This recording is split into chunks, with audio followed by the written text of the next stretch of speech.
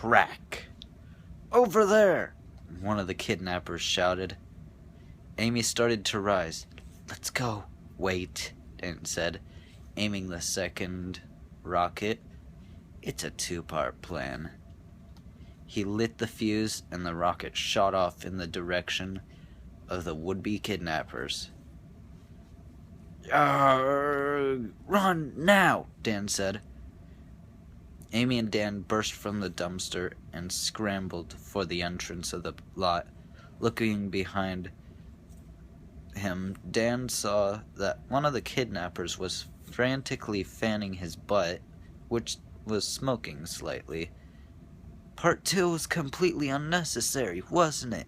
Amy yelled as they ran. Yup, shouted Dan. There they go! The kidnappers had spotted them. Amy grabbed Dan's arm and surged forward. They made it out of the lot and turned left, heading back in the direction they'd come from. They ran as fast as they could back toward home, but the snow continued to fall heavily, and the pair kept stumbling. Amy looked behind her and gasped. The men were just a few yards away, and gaining. Follow me, she said, still tightly gripping Dan's arm. She shot to the right, turning down a small side road. About halfway down, she turned right again. Wait, what? Dan said. We're going back the other way? Exactly, Amy said. It's unpredictable. Hopefully the kidnappers won't think we'd double back either. The street they'd backtracked onto was just as deserted, but Amy spotted a battered plywood fence farther down in front of them. She ducked behind it, pulling Dan with her. After a few seconds, she could hear the slap of the kidnappers' feet as they ran past. It worked, Amy thought. I can't believe it worked. She pulled Dan in closer to her. Suddenly, Amy's phone started vibrating. She reached into her jacket pocket, fumbling to pull it out. On the screen was the name Grace Cahill.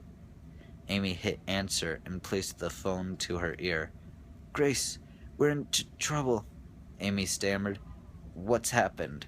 Her grandmother's voice answered from the other end, wasting no time. We're in Hyde Park. These men are following us, Amy whispered as loudly as she dared. They said your name, and they're bringing more guys to try and find us. Tell her about the Vespas, Dan said. Shush, Amy hissed. What did Dan just say?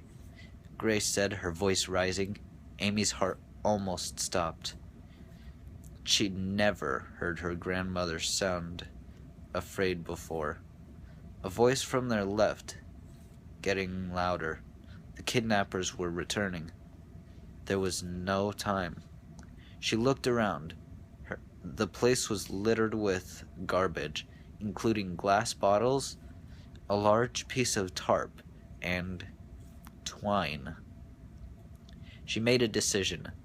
If Dan could be brave in this awful situation, so could she. She didn't have any other choice.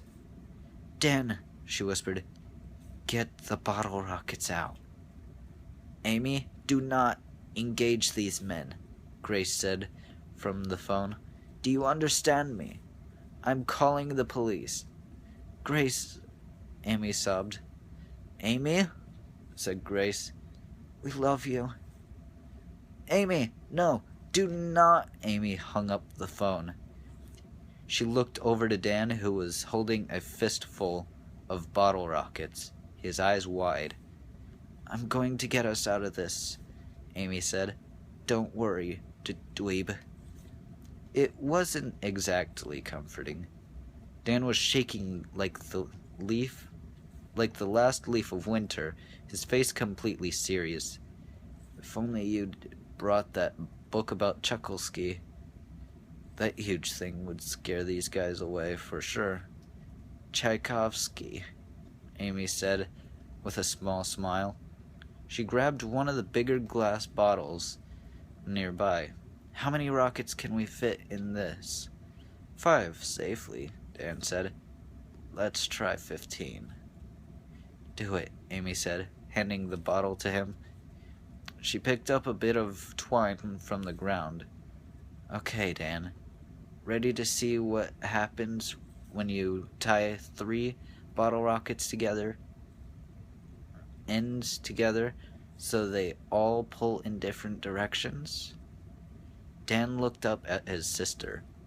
A huge grin spread across his face. 2 faceless, black-clad figures stalked back along the side street, methodically searching the area. They kicked over every trash can, crumpled every box, checked every doorway, and smashed in every window. They moved with ruthless precision. The chase had gone on long enough. Halfway down the street, one of the figures stopped in place and motioned for the other to be quiet.